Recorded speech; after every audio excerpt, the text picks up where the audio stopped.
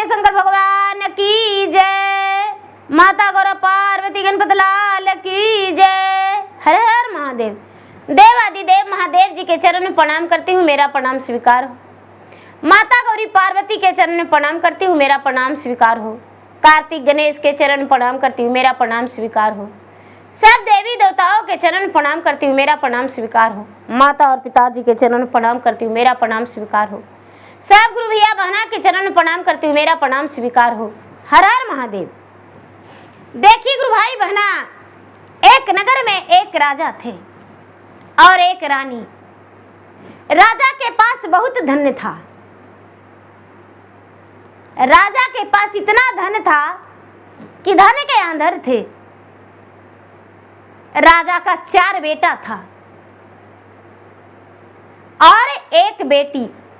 तो बेटी जो थी गुरु भाई बहना, बेटी से राजा बहुत नफरत करते थे। इतना नफरत करते थे, इतना नफरत करते थे कि बेटी को देखना नहीं पसंद करते थे। रानी अपना बेटी से बड़ी प्यार करती थी। रानी को लगता था कि मेरा बेटी जो है, बेटी नहीं तो संसार नहीं। और उसका नाम बेटी का तारा था। गुरु भाई बहना, तारा भगवान के भक्त थी। भगवान के पूजा पाठ बिना किए भोजन नहीं करती थी। बच्चे से धीरे धीरे समय बीत रहा था। जब तारा बड़ी हो गई, तारामती, तो रानी कहती है कि स्वामी, आप अपना बेटी को नफरत भरी आंखों से देखते हैं, तो क्या इसका शादी नहीं करेंगे? राजा कहते हैं कि मैं तो कब से सोच रहा हूं कि इसका ब्याह कर दूं और ये दूसरे घर चल जाए, लेकिन हाँ, दोबारा अपने दहलीज पे इसका पांव नहीं रखने देंगे। रानी बोली, कोई बात नहीं स्वामी, इसका एक अच्छे घर घराना में शादी कर दीजिए। देखिए गुरु भाई बहना, राजा तो उसका ब्याह कर दिए। राजा जब ब्याह कर दिए, बहुत अच्छा घर घराने में, बहुत बड़ा घराना में शादी हुआ। सभी लोग, उसके बारात आया तो सब लोग खुश थे कि तारामती का बारात बहुत बड़ा आया है, जेवर गहना बहुत लाया है। हाथी घोड़े से एकदम पूरा नगर धूम उठ रहा है। गुरु भाई बहना, तारामती ससुराल चल गई। तारामती के ससुराल जाने के बाद उसका 4 भाई का ब्याह हो गया, लेकिन उसका पिता और भाई उसके द्वार पे एक काग का भी नहीं भेजे कि मेरा बेटी का संदेशा मुझे जानना है। कोई नहीं उसके द्वार पर गए। तारामती का भी 3 पुत्र हो गया। तारामती अपने पति के साथ, अपने पुत्रों के साथ, अपने परिवार के साथ बड़ी खुश थी। यहाँ तो इसका जो भाई था वो जानता था कि मेरा बहन है, लेकिन भौजाई का तो पता भी नहीं। राजा का उम्र 80 वर्ष का हो गया, रानी का उम्र 75 वर्ष के हो गया। राजा कहते हैं कि अपने पत्नी से कि हे प्राण प्रिय, मैं चाहता हूं कि दान पुण्य तो सब दिन करते आए हैं, एक यज्ञ करा के और 1000 ब्राह्मण को अपने द्वार पे भोजन कराऊं, क्योंकि ना जाने कौन सा पूर्व जन्म के मेरा कर्म अच्छा था जो मेरे पास इतना धन है। हम भोजन करवाएंगे और लोगों से पुण्य कमाएंगे, कुछ गरीबों में दान देंगे, वस्त्र देंगे, अन्न देंगे, तो अच्छा लगेगा। इस बात को सुन के रानी भी उकारा भर दी कि हाँ स्वामी, आप यज्ञ कीजिए और जितना बढ़िया से कीजिए। राजा पूरे नगर में ढिढोरा पिटवा दिए कि भाई हम यज्ञ करने के लिए तैयारी कर रहे हैं। पूरे गांव का लोग सहमति दिए। राजा, बहुत बड़ा फील्ड था दीदी, वहाँ बहुत बड़े बड़े 2 कमरे बनवाए और यज्ञ के तैयारी के लिए 1.25 महीना यज्ञ के लिए तैयारी कर दिए। पूरा गांव नगर में सगरों दूर दूर तक देश विदेश में पतिया भिजवा दिए कि मैं यज्ञ करने जा रहा हूं, सभी लोग उपस्थित होंगे। और राजा यज्ञ में बहुत सारी दान देने वाले थे, वो भी लोग के खबर दे दिए। गैया, भैंसिया, रुपया, अन्न, वस्त्र, सब कुछ राजा दान में देने वाले थे। गुरु भाई बहना, राजा के पास इतना धन था, इतना धन था कि राजा धन के अंधा थे। तो सोचे कि कुछ दान कर देंगे। एक गुरु भाई बहना, सबको राजा बुलावा दिए, न्योता दिए, लेकिन अपना पुत्री को राजा एक चिट्ठी तक नहीं भेजवाए। यज्ञ शुरू हो गया, यज्ञ शुरू हो गया दीदी। देश विदेश से लोग आए, देवी देवता महात्मा सभी आए। साधु संत का तो लाइन लगा हुआ था। ब्राह्मण भी बहुत दूर दूर से आए थे, हजारों ब्राह्मण का वहां पर जाप हो रहा था। सब ब्राह्मण पूजा पाठ करवा रहे थे। तारामती गहरी नींद में सोई हुई थी अपना ससुराल में, अपने बच्चों के साथ, अपने पति के साथ बेचारी सोई हुई थी और सपने में देख रही है कि मेरे सावन के महीना में यज्ञ हो रहा था, मेरे पिता बहुत बड़ा यज्ञ करवा रहे हैं और मुझे न्योता नहीं दिए हैं। मेरा ब्याह का इतना वर्ष हो गया, लेकिन आज तक मरने जीने का भी कोई संदेशा मेरे से नहीं लिया। आंखें खुला, अपना पति को झिकझोर के जगाई। तारामती का पति जागे। क्या बात है प्राण प्रिय, क्यों जगा रही हो? अभी सुबह तो पूरा हुआ नहीं है। तारामती आंखों में आंसू लेकर बोली, हे स्वामी, मेरा बात सुनिए। सावन के महीना में आज मैं अजीब सपना देखा हूं। क्या? मेरे पिता ने यज्ञ करवा रहे हैं, मुझे नहीं पूछे हैं। क्या यज्ञ में मुझे जाना चाहिए? तारामती के पति मुस्कुराते हुए तारामती के हाथ पकड़ लिए और बोले, हे प्राण प्रिय, तुम्हारे पिता बहुत बड़े राजा हैं, लेकिन आज तक तुम्हारा कुछ भी जानने का कोई प्रयास नहीं किए। उन्होंने एक चिट्ठी तक आज तक नहीं भेजा। क्या तुम उस पिता के द्वार पे जाना चाहती हो तो तुम जाओ, लेकिन मैं नहीं जाने वाला हूं तुम्हारे पिता के द्वार पे। तारामती अपने पति के हाथ पकड़ के रोने लगी कि ना जाने किस लिए मैं जब से पैदा लिया था, मेरे पिता तो मुझसे कभी प्यार नहीं किए। मेरी माँ कहती थी तुमसे पिता नफरत करते थे। एक गुरु भैया बहना फिर भी जिद लगा ली, अपने पति के सामने रोवन धोवन करने लगी। उसके पति कहते हैं कि जाओ, नौकर के ले लो और अपना पुत्र के ले लो और जाओ। बोले ठीक है। गुरु भाई बहना, पहले के जमाने में लोग डोली कहार से राजा महाराजा चलते थे, ऐसे लोग पैदल जाते थे, बैलगाड़ी से जाते थे। रानी थी, डोली से निकल गई। डोली से निकल गई दीदी, तो सावन का सौनी सेल मेला लगा हुआ था बीच में।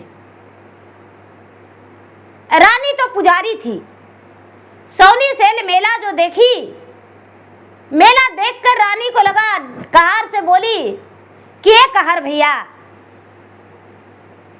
सुनिए ना, जरा ये मेला देखने के लिए डोली रोक दीजिएगा। एक साथ में नौकर भी था। बोले कि क्यों नहीं, ये मेला देखने के लिए हम भी तो देख लेंगे, चलिए। भोलेनाथ के मंदिर था दीदी। रानी उतरी, रानी देखी मेला, भगवान के जाके पूजा की, दर्शन की। गरीबों में कुछ वस्त्र बांटी, कुछ रुपया भी बांटी, उसका तो कमी था ही नहीं। सब लोग इसी को देख रहे थे। बहुत समय लग गया, शाम हो गया तो रानी तारामती अपने कहार भाई से कहती है कि सुनो, इसी जगह पे तंबू लगा दो, कल सुबह सुबह मैके चले जाएंगे, अच्छा रहेगा। बेचारा कहार बोला कि रानी साहब, बारिश का मौसम है, बारिश होगा तब क्या करेंगे। रानी तारामती बोली नहीं नहीं, देखा जाएगा, तंबू लगा दो। तंबू लगा दिया। गांव से गोईठा लाके दीदी कहार लोग आटा गूंद के लिट्टी लगा लिया, सब कोई खा लिया। बेचारी रानी भी 2 लिट्टी खा लिया। रात वही बीत गया। रात बीत गया गुरु भाई बहना। अब जब रात बीता आधी रात, तो जो नौकर था, नौकर के मन में पाप आ गया। नौकर के मन में पाप आ गया गुरु भाई बहना। रानी के जगाता है कि रानी साहब उठिए ना, मेरा तो बहुत ज्यादा तबीयत खराब है। रानी बोली क्या हो गया है। अरे देखिए ना, मेरा पेट में बहुत ज्यादा दर्द है। बेचारी रानी को लगा कि अरे ये तो पूर्वजों का नौकर है, आई बूढ़े नौकर को पेट में दर्द हो गया तो आधी रात में क्या करे। और बेचारी भगवान से विनती करती है, भगवान को ध्यान में लग गई कि हे भगवान, यहाँ कोई आधी रात में डॉक्टर भी नहीं मिलेगा, वैद्य भी नहीं मिलेगा, हम करे तो क्या करें। बेचारी ध्यान में लगी कि भगवान इसका आराम मिल जाए। नौकर सोचा कि लगता है कि रानी मुझ पे फिदा हो गई है। नौकर हाथ पकड़ लिया। जब नौकर हाथ पकड़ लिया दीदी, तो रानी कहती है कि मुझसे दूर हटो, मुझसे दूर हटो। गुरु भाई बहना,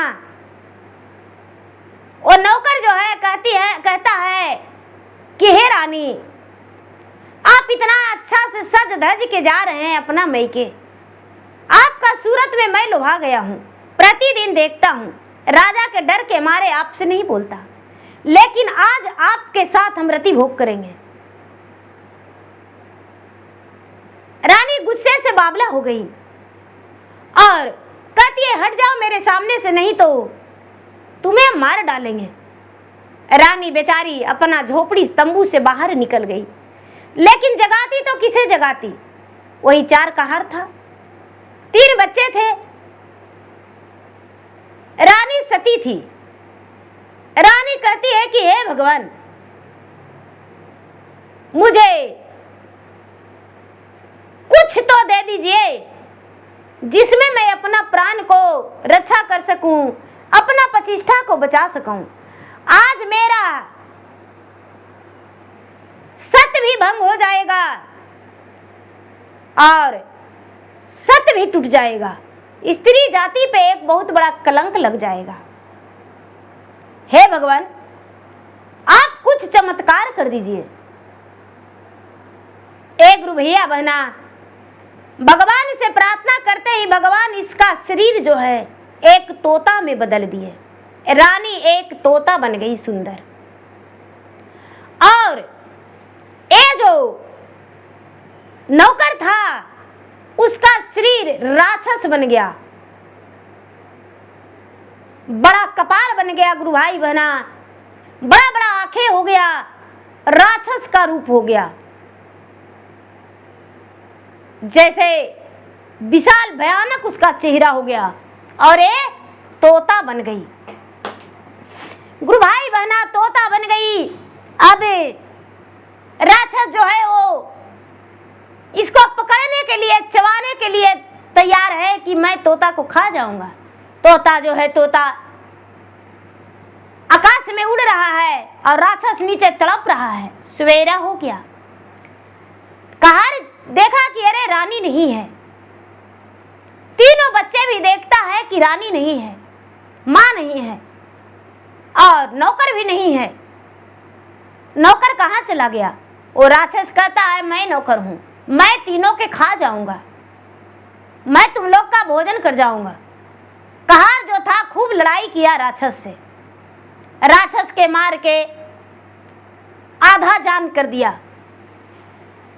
जो कहार है चारों दीदी डोली में तीनों बच्चन के बैठा लिए, अब तीनों बच्चन के बैठा लिए और बैठा के और उसी यज्ञ में चले गए। राक्षस जो है राक्षस तड़पता रह गया, जंगल में चला गया राक्षस। उसका ना तो घर न घाट, कहते हैं दीदी गोधोबी का कुत्ता नहीं घर के रहता है नहीं घाट का। वो राक्षस जो है पाप दृष्टि करने वाले राक्षस बन गया और जंगल में चला गया। रानी जो है रानी उसी यज्ञ में चली गई एक तोता बनके, तोता बनके चला गया दीदी, चली गई रानी और आंगन में अपने माँ के गोद में चली गई, बैठ गई। जो कहार है तीनों बच्चन को लेकर यज्ञ में चला गया। जब तीनों बच्चा निकला तो बड़ा सुंदर सुंदर राजकुमार था। सभी लोग यज्ञ में उसका सूरत देखने लगे कि कौन राजा महाराजा का बेटा इतना सुंदर, इतना बढ़िया महंगा कपड़ा पहन के और डोली से आया है, इसके साथ और कोई नहीं। सब लोग पूछने लगे, अपना परिचय सब कुछ दिया। राजा अनदेखा करते हुए यज्ञ में लगे रह गए। जो रानी थी तारामती अपने माँ के गोद में जाके बैठ के माँ से कहता है,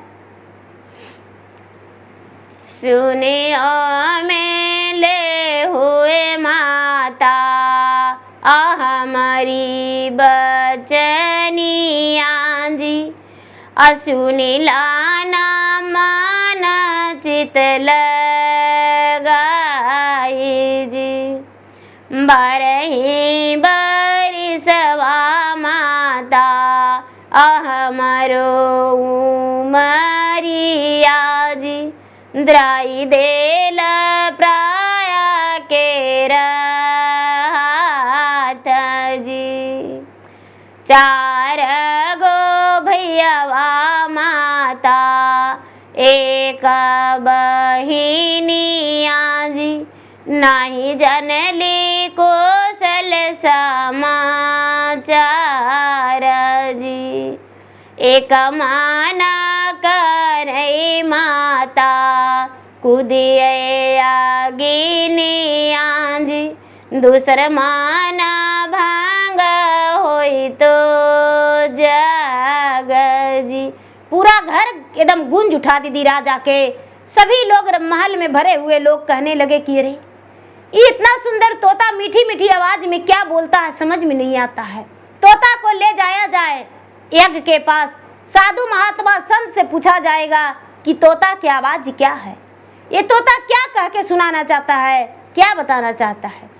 गुरु भैया बहना रानी राजा को आदेश भेजा दी। नौकर चाकर बोले कि राजा साहब राजमहल में एक सुंदर तोता आई है, वो तोता न जाने क्या बातें करता है, उसका आवाज से पूरा राजमहल गूंज उठ रहा है।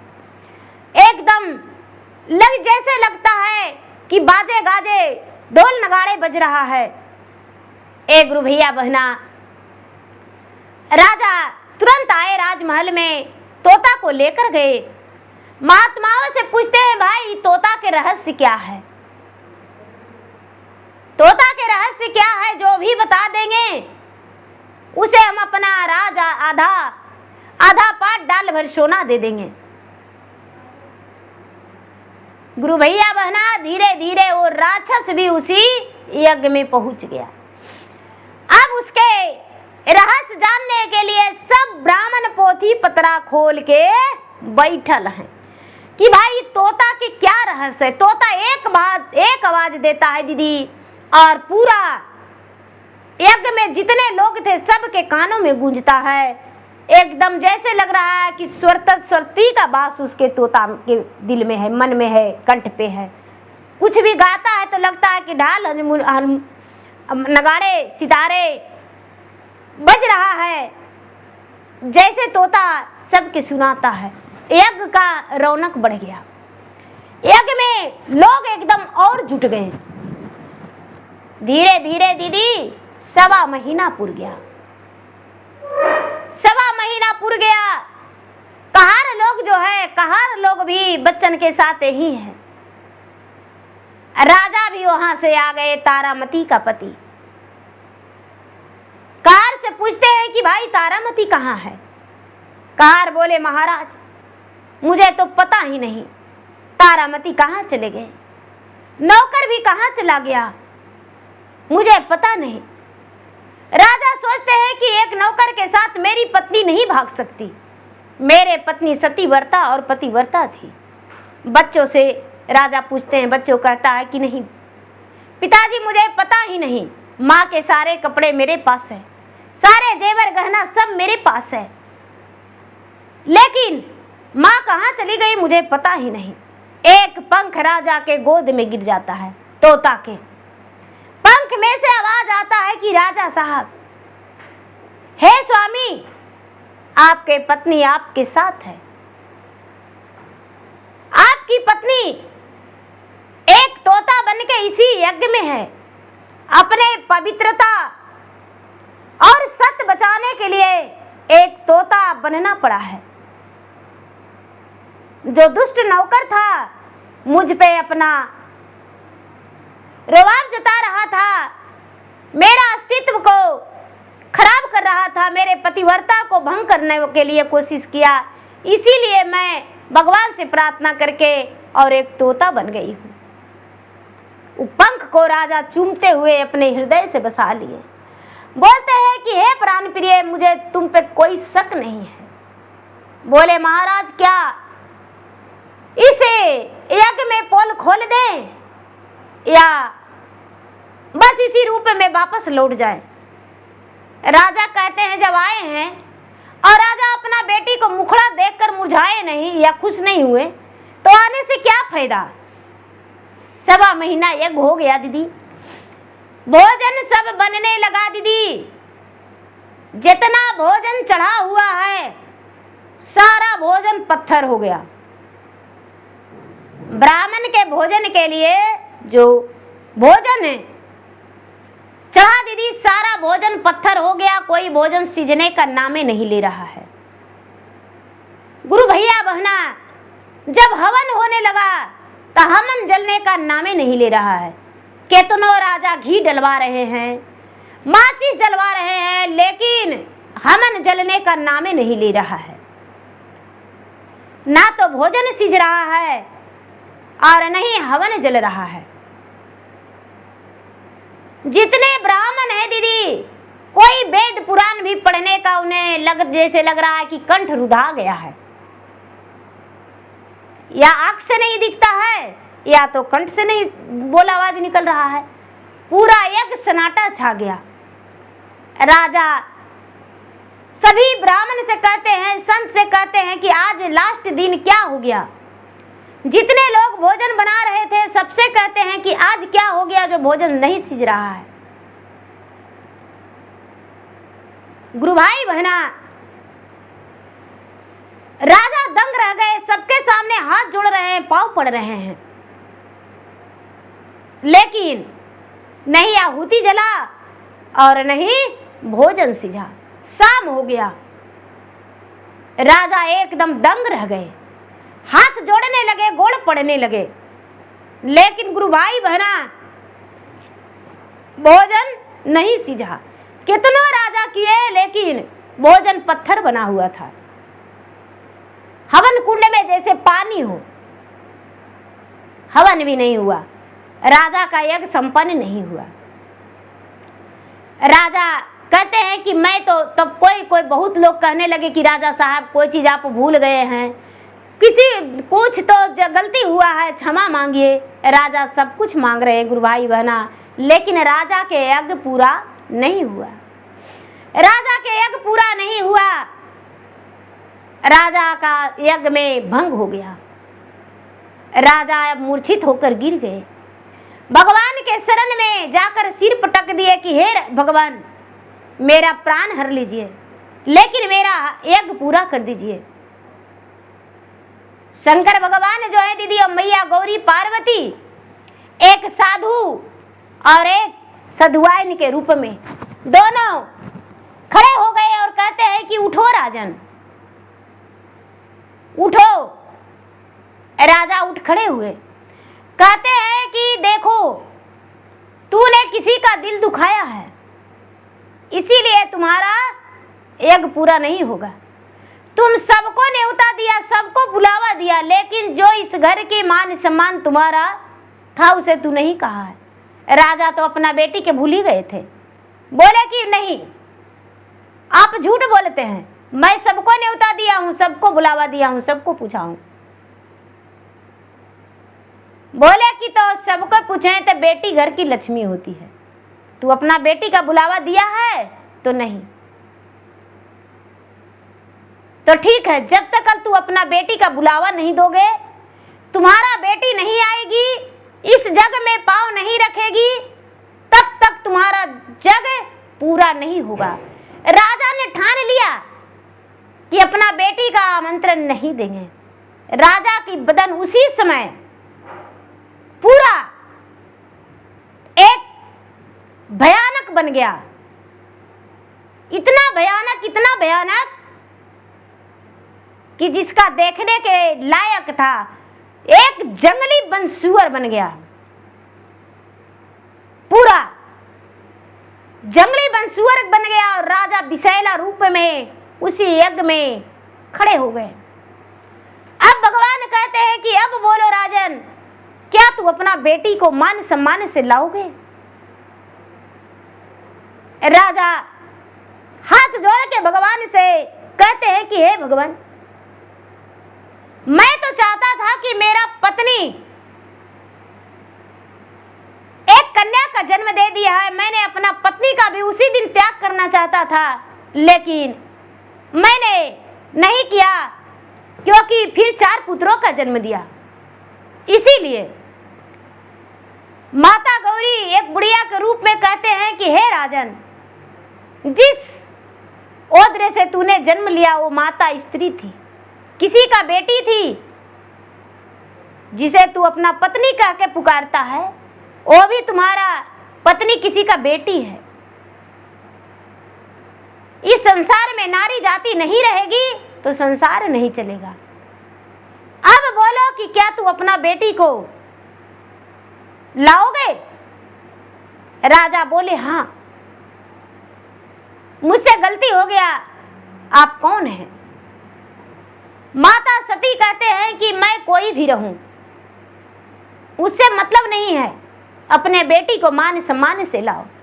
राजा उसी समय फिर से एक महान राजा बन गए और अपने बेटी के लाने के लिए बाजे गाजे के साथ तैयार हुए कि हम अपना बेटी के लाने जाएंगे। माता सती कहते हैं कि हे राजन, तुम्हारा बेटी इसी यज्ञ में है और उसी से पूरा यज्ञ का शोभा बढ़ा है। राजा चौंक गए कि इसी यज्ञ में मेरा बेटी तारामती? तो हाँ, जब से तारामती आई है, जब से राजमहल का गूंज उठा है और इस यज्ञ में भी शोभा बढ़ा है। बिना बाजे गाजे के, बाजा गाजा के साथ ओ भगवान का भजन करती है। कौन है? एक गुरु भाई बहना। तुरंत माता सती कहते हैं कि देखो, जो बीचों बीच यज्ञ में तोता बैठी हुई है, ये तुम्हारा पुत्री है। राजा कहते हैं मेरा बेटी एक तोता कैसे बन सकती है? माता सती बोले, हे राजन, अपने प्रतिष्ठा, अपने सत बचाने के लिए, एक दुष्ट नौकर से बचने के लिए एक सती तोता बन गई है। तुम्हारा दामाद, तुम्हारा नाती और उसका चारों का हार इसी यज्ञ में है और वो दुष्ट जो नौकर है राक्षस बन गया है, इसी यज्ञ में है। एक गुरु भैया बहना, राजा तोता के सामने हाथ जोड़ते हैं और कहते हैं बेटी मुझे क्षमा कर दो और अपना रूप में आ जाओ, हम एक पिता होकर तुम्हारे सामने हाथ जोड़ते हैं। तोता जो है माता सती का सहारा लेती है, भोलेनाथ के प्रार्थना करती है और फिर से नारी रूप आ जाती है। नारी रूप आके सबसे पहले अपने पति के पास जाती है, पति से आज्ञा लेती है कि स्वामी क्या अपने मैके जाऊं? उसके पति कहते हैं तुम जाओ। अपने पति को हाथ पकड़ के तीनों बच्चों के साथ करके उसके बाद खड़ी हो जाती है। राजा कहते हैं पुत्री चलो। तारामती बोली पिताजी जब तक मेरे पति मेरे साथ नहीं जाएंगे, मेरे पुत्र नहीं जाएगा, मैं आपके साथ नहीं जाने वाली हूं। अपने जमाई से आदेश लीजिए मेरे जाने के लिए। राजा अपने जमाई के सामने हाथ जोड़े और अपने पुत्री को, अपने जमाई को, अपने नाती को ढोल बाजन गाजन के साथ घर ले गए। घर से फिर लौटी यज्ञ में गुरु भाई बहना सारा भोजन एकदम सुंदर से रेडी हो गया। ना तो कोई आंच लगाए और ना ही कोई उसमें मसाला फिर से डाले, सारा भोजन रेडी हो गया। आहुति जो है जाके साथ में तारामती की हवन का अग्नि प्रज्वलित हो गया। सारा देवी देवता प्रसन्न हो गए, सारी देवी देवता यज्ञ में खड़े हो गए और पूरा फूल का बारिश बरसने लगा। राजा अपने पुत्री को कमाल देखकर बड़े प्रसन्न हो गए और अपना बेटी जमाई से क्षमा मांगे कि बेटी मुझे क्षमा कर दो। मैं जानता था कि बेटी एक कलंकनी होती है, लेकिन तू तो मेरे घर की और इस संसार की एक पतिव्रता और सतीव्रता बेटी हो, जो नैहर और ससुराल तीनों कुल के तार के रखी हो। बेटी मेरा क्षमा करना। उस दिन से चारों भाई आने जाने लगे, ले जाने लगे, लाने लगे। जो तारामती थी वो दोनों कुल के मान सम्मान रखी और जो राक्षस था गुरु भाई बहना उसे बहुत बड़ा दंड मिला। राजा एक आंख निकलवा लिए और एक हाथ कटवा दिए और उसे छोड़ दिए। जो नौकर था गुरु भाई बहना एक हाथ के काना और एक हाथ के लूल्हा, वो अपना तड़पते भनकते रह गया। तारामती अपना नैहर ससुराल के नाम रोशन करके खुशियां बढ़ा के अपना जीवन सुखी बिताई। तो देखिए गुरु भाई बहना मेरा वीडियो अच्छा लगे तो मेरे वीडियो को लाइक करें, शेयर करें। चैनल पर यदि नए हैं तो चैनल का सब्सक्राइब करें, बेल आइकन घंटी को दबाएं, जो कि मेरा वीडियो का नोटिफिकेशन सबसे पहले आपके पास जाए, आप मेरा वीडियो सुन सके। कमेंट बॉक्स में हर हर महादेव जय शिव गुरु जरूर लिखे। धन्यवाद। हर हर महादेव, घर घर महादेव। प्रेम से बोलिए शंकर भगवान की जय।